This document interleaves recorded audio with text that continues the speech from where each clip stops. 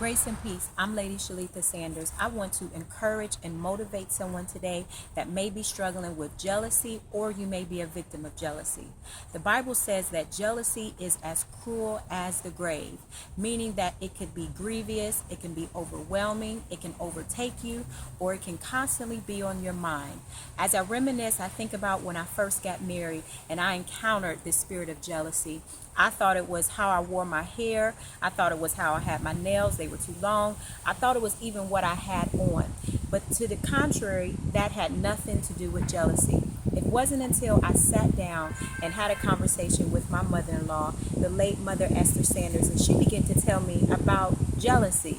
And she began to tell me about all of her experiences. And one thing I remember her telling me was, jealousy is a spirit. It has absolutely nothing to do with things, but it has a spirit that is coming after different individuals. And at that time, with tears rolling down my eyes, I began to ask her, well, what do I do? She said, you always show that person love that is jealous towards you. And it wasn't until I thought about it and it made so much sense. You may be that person that is on your job and everyone has got an invitation to go to lunch except for you. I've been there before, but you still have to show love.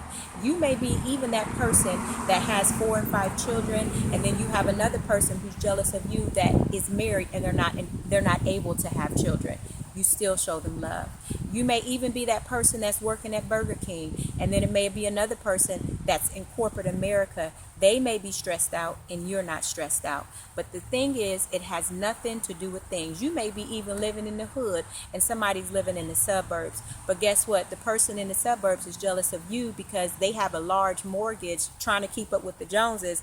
Whereas in your case, you don't pay that much for your rent. But at the same time, understand this. It's a spirit. And when you understand that we wrestle not against flesh and blood, but against principalities, meaning that the enemy works through people.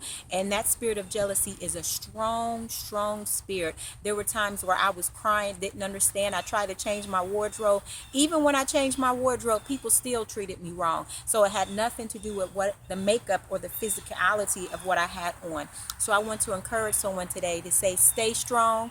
Don't change who you are. We're all fearfully and wonderfully made.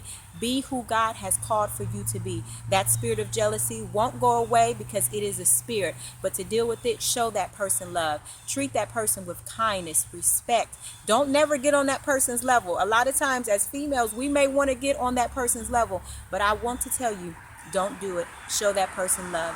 God bless you, and I'm praying for you.